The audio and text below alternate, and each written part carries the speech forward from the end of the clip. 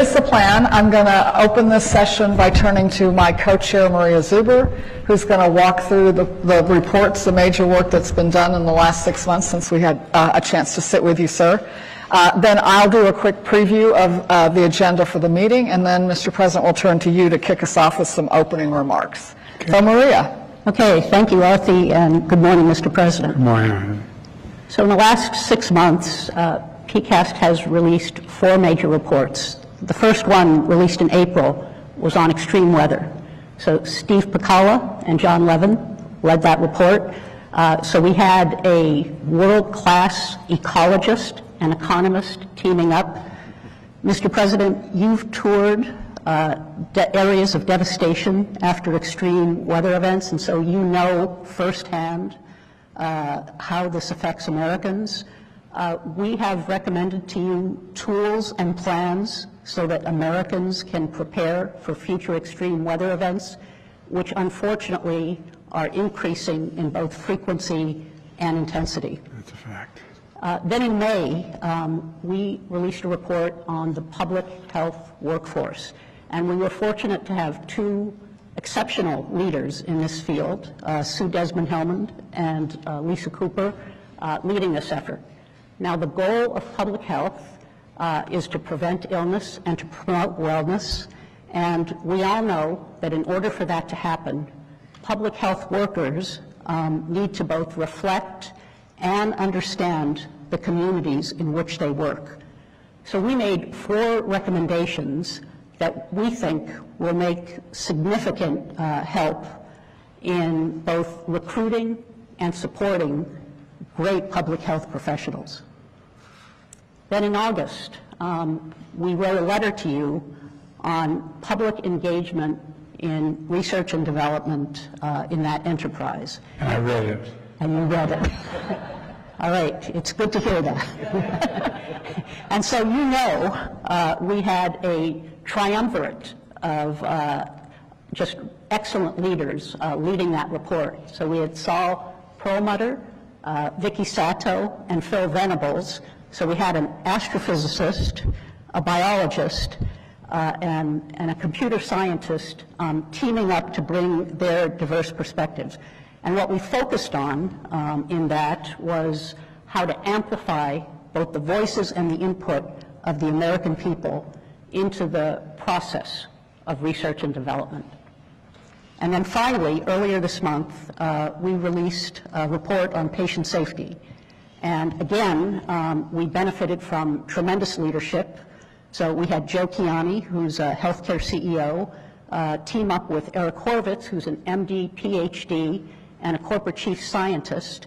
And you'll be hearing a lot more about the results of that report in our briefing today. And so, Arthi, I'll now turn it back over to you. I just want to add my thanks. Every one of those reports on these consequential issues took a lot of hours from people around this table. They tapped a lot of other experts. These are all people who have demanding day jobs, and I just want to express my gratitude. The work in each of those areas is really starting to make a difference from your efforts. I really appreciate that. Let's talk briefly about what we're going to do during this session. First, we're going to do a deeper dive into the patient safety report. This is an issue you know well, Mr. President, and this is so vitally important for people across every part of America, and this report makes some recommendations that we think will really move things forward. That's a specific topic that we'll focus on, and then the rest of the meeting will be a broad discussion about artificial intelligence. You've been very clear from the beginning that this is one of the most consequential technologies of our times. And because of your leadership, this administration has moved with focus and with urgency on a whole raft of actions. I think that's been very important work. Very appropriately, those actions have focused on where the technology is today, where the applications are today, what the risks are today. But the reason we are doing all of this work on AI is because we want to use it to do big things. That is the point of the exercise. And doing big things is what science and technology is all about. So we asked PCAST, with its tremendous expertise in this area, to step back and really show you today some examples of how AI is knocking down the walls so that we can see new frontiers in research. And that's what you'll be hearing about from some amazing experts who are doing this every single day. We're going to talk about 3 examples. One is about using AI to predict weather extremes as climate changes. Another is about using AI to create materials that have with properties we've never been able to create before. And then the final topic is about using AI to understand the origins of the universe, which is literally as big as it gets. And that's the agenda today. So with that, I will turn it over to you for your opening remarks so you can kick us off. It's a 14-hour meeting. Look, let me begin by saying that one of the things that disturbed me being involved in elective office for a long time is how over the last 30 years the federal government has paid less and less attention to investments in science and technology. And we're in a situation where we used to have a significant portion of our GDP going into research and development. And it got down to 0.7% from 2%. We used to lead the world. And I don't know how we can be the safest, most secure, and healthiest nation in the world without significant investment in science and technology. And I mean that. And so you've all really stepped up. And one of the things that I also, it doesn't directly relate today, but Arthur and I talked a little bit about it earlier this morning, is that what leaders say matter in terms of people's confidence in things they're not sure about. And one of those areas, you saw what happened with regard to the crisis, health crisis we had that cost us, lost well over 1 million people. And as time began to move on, you had more and more voices saying, no, no, no, you don't need to get that shot. You don't need to be engaged. You don't need to. And we have a new strain of COVID now, and we have answers for it. But I just would urge those in public life, and both political parties and no political party, to be cautious about sometimes inflammatory things you say about this, because people's lives are at stake. And the last piece was when I was vice president, for a slightly different reason, I spent a lot of time going between rural areas and urban areas. And one of the things that you're going to talk about here is the healthcare workers reflecting the community. We need not only to have more focus on rural communities and rural hospitals in order to get the kind of care and attention they need, but we need to have people from those communities to be the ones who are trained and engaged in that effort. And I think that, again, Arthur raised that with me this morning. I can't tell you how certain I am that that is necessary, and I'm not a scientist. It matters. It matters who you go to. Do you trust what they're doing? Do you think they know what they're talking about? And so, Dr. Zuber, thank you. I'm really looking forward to this discussion. And this group represents some of the top minds in America. And that's, again, not hyperbole, that's a fact. I've often said America's the only nation in the world that can be defined by one word. I spent a lot of time with Xi Jinping when I was vice president and subsequent to that. And he once asked me in the Tibetan Plateau, could I define America for him? And I mean it sincerely, not a joke. I said, yes, one word, possibilities. We've always believed anything is possible if we set our mind to it. Possibilities. And science and technology allow us to unlock the potential as a nation and meet the challenges of our time with some sense of urgency and purpose. I can't emphasize the word urgency too much. I'd hate like hell 3 generations now to look back on this period where we had the potential tools to explore and increase significantly our ability to help. And we somehow messed it up. No, I mean it sincerely. I'm sorry to talk so plainly, but I think that's what it gets down to in many cases. So I'm looking forward to discussing actions that were taken in 2 priorities: AI, artificial intelligence, and expanding high-quality health care for every American, no matter where they're quartered, where they live, what their background is.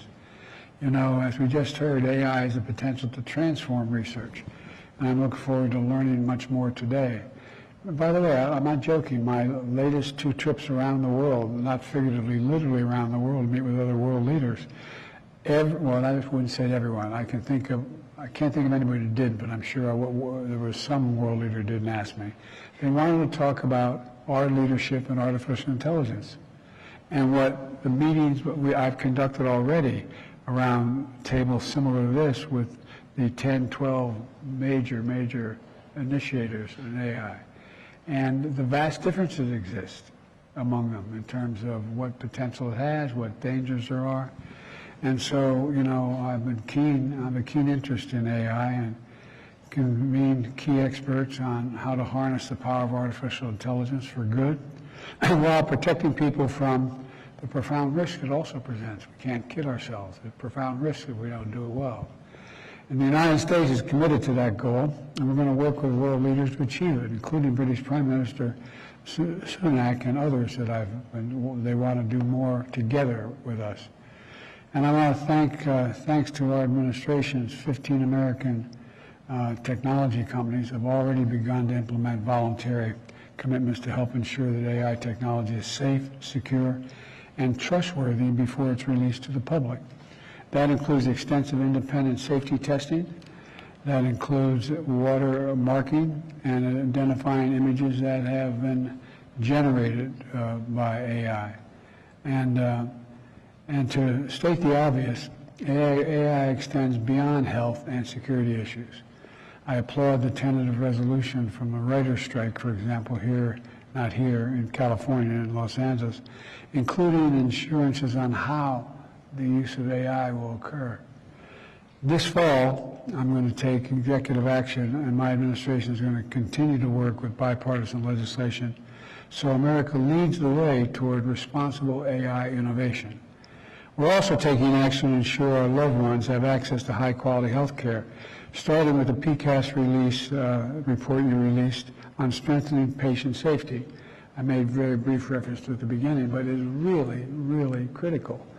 And today I'm announcing major investments in patient safety, from ARPA-H to develop antibiotics and to fight deadly drug-resistant bacteria and save lives. Think of that. We're talking about the potential for antibiotics to be used to deal with, anyway, it's just, when I start reading your reports, I think to myself, my Lord, what an incredible era we're about to go through. But it has to be done well. And so finding and implementing solutions to reduce medical errors and other problems for patients' experiences when hospitalized is going to improve health outcomes and protect our loved ones as well. And Joe Chiani knows a lot about that, been working with it a long, long time. My administration is committed to ensuring every American receives high-quality care they deserve in every community, urban, rural, suburban, tribal, and it varies. Think about it, I say the public may be listening, think about whether or not who you go to and how much you trust that doc is going to impact on whether you follow the instructions. I mean it. It's a very basic human nature elements. And that's why having people from, quote, the neighborhood makes a big difference, I think. And so it's going to reduce medical errors and other problems patients face when they're hospitalized. And I believe it's going to improve outcomes and protect the people we love. My administration is committed to ensuring every American receives high-quality care they deserve in every community, as I said. And ultimately, it's all about dignity. It's all about dignity. The actions we take together are going to help protect people's health, they're going to promote innovation, and we're going to win the economic competition of the 21st century, in my humble opinion. And I'll just say, if we have a government shutdown, a lot of vital work in science and health could be impacted, from cancer research to food safety. So the American people need our Republican friends in the House of Representatives to do their job, fund the government. We got a lot to discuss, so let's get this meeting started. I'd rather hear from you than me. Thank you. Mr. President, do you think the government shutdown is inevitable at this point? I don't think anything is inevitable in politics. What can be done now to make it If I knew that, I would have done it already.